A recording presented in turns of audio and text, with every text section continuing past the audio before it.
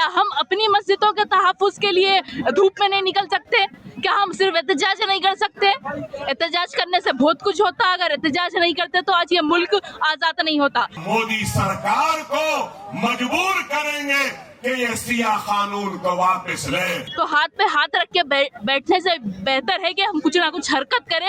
حرکت کریں گے تو انشاءاللہ برکت ملے گی، ہم پیچھے نہیں ہٹیں گے۔ ظلم کے خلاف ہم اپنی آواز کو بلند کرتے رہیں گے۔ ہم پھول بھی ہے، تلوار بھی ہے۔ نہ ہم اپنی نماز چھوڑنے تیار ہیں، نہ ہم اپنی شریعت چھوڑنے تیار ہیں، نہ ہم اپنے وقت کو چھوڑنے تیار ہیں۔ ماجد اینڈ بردرز کی جانب سے نیکسٹ جن ای وی موٹرز ای وی شو روم 18 سال سے کم عمر بچوں کے لیے بہترین خوبصورت بیٹری کی گاڑیاں موجود، جس کو لائسنس RC نمبر پلیٹ کی ضرورت نہیں۔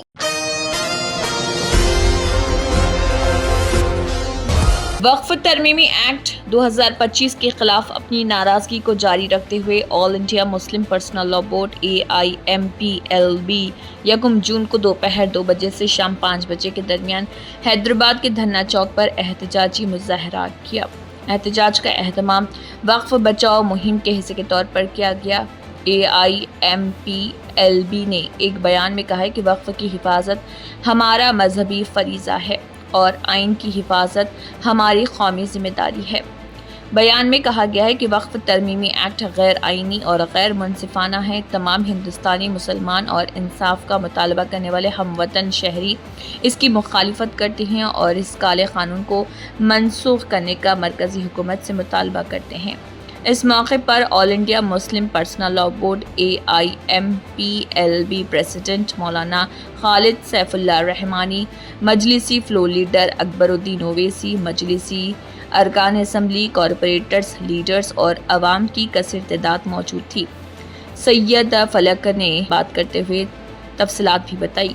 ایشین ٹی وی نیوز سے سینئر رپورٹر شیخ احمد کی یہ رپورٹ۔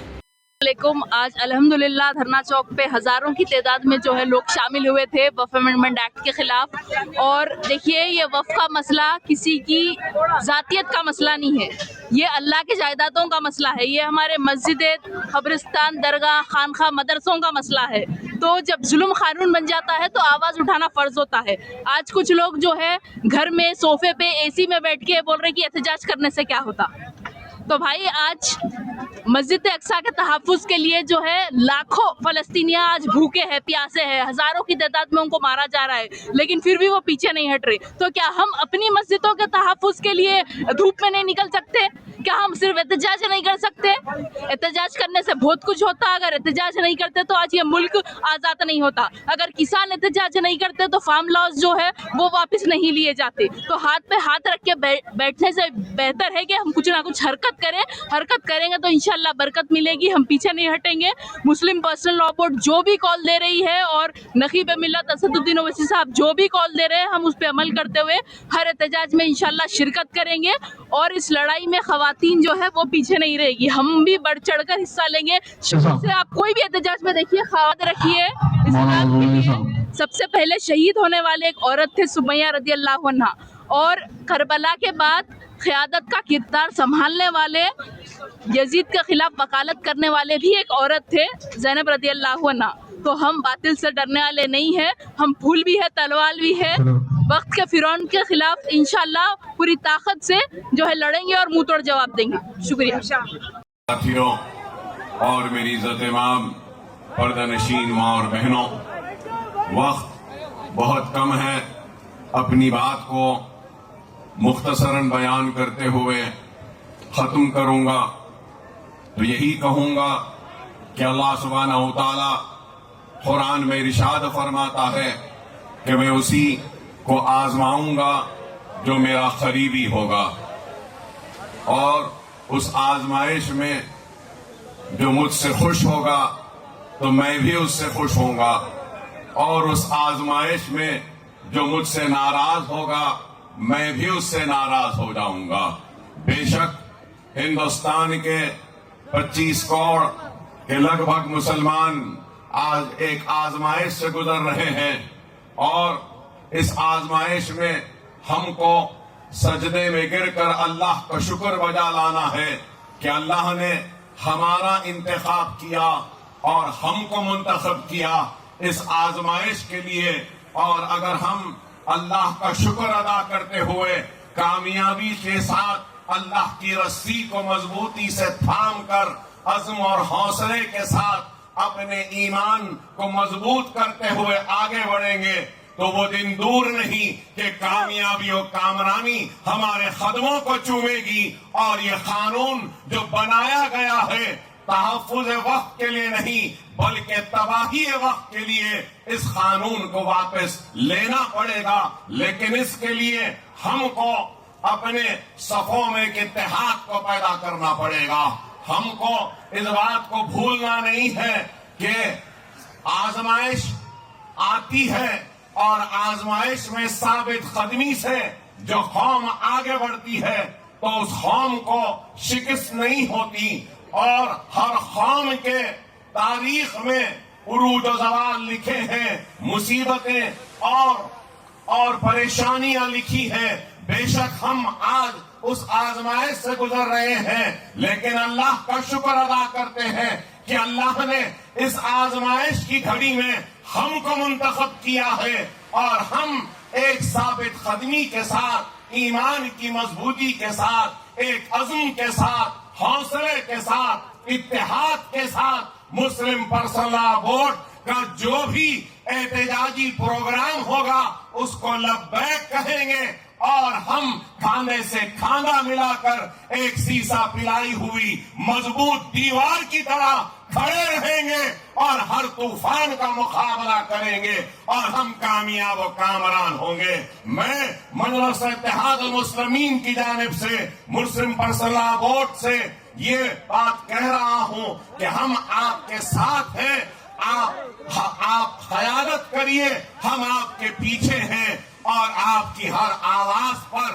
لبیک کہیں گے، اور ظالم کے ظلم کے خلاف ہم اپنی آواز کو بلند کرتے رہیں گے، اور ظالم کو شکست دیں گے، اور مظلوم کی فتح ہوگی، حق پرستوں کی کامیابی ہوگی، ایمان کی کامیابی ہوگی۔ اور وہ لوگ جو سمجھ رہے ہیں کہ ان قانون کے ذریعے ہمارے عزم کو، ہمارے حوصلوں کو کمزور کریں گے، ہمارے حوصلے، ہمارے عزم نہ کم ہوئے ہیں نہ کم ہوں گے، نہ ہم اپنی نماز چھوڑنے تیار ہیں، نہ ہم اپنی شریعت چھوڑنے تیار ہیں، نہ ہم اپنا حجاب چھوڑنے تیار ہیں، نہ ہم اپنے وقت کو چھوڑنے تیار ہیں۔ ہم اپنی حق کی لڑائی لڑتے رہیں گے، دائرے دستور میں رہتے ہوئے، دائرے جمہوریت میں رہتے ہوئے، دائرے قانون میں رہتے ہوئے اپنی حق کی لڑائی لڑیں گے،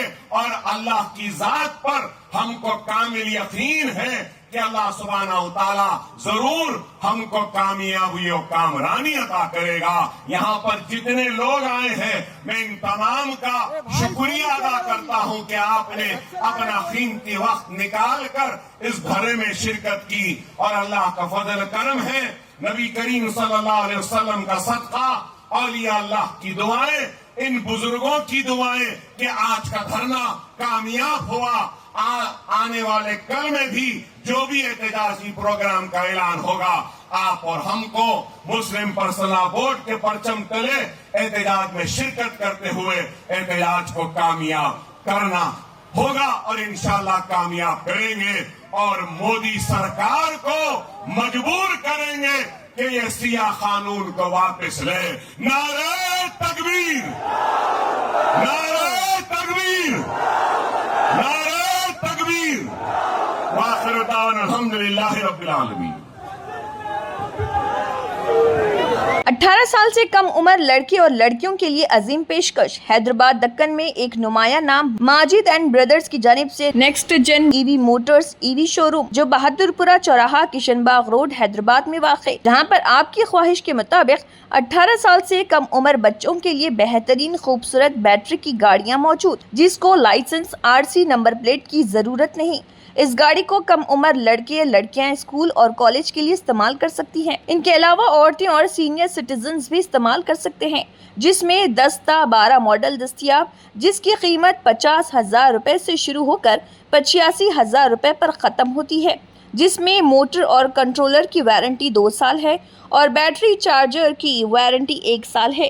یہ تمام ماڈل ہندوستان کی مشہور کمپنی زیلیو ای موبلٹی لمیٹڈ کمپنی کے ہیں۔ مزید تفصیلات کے لیے 9246109197 اور 9246209197 پر رابطہ کریں۔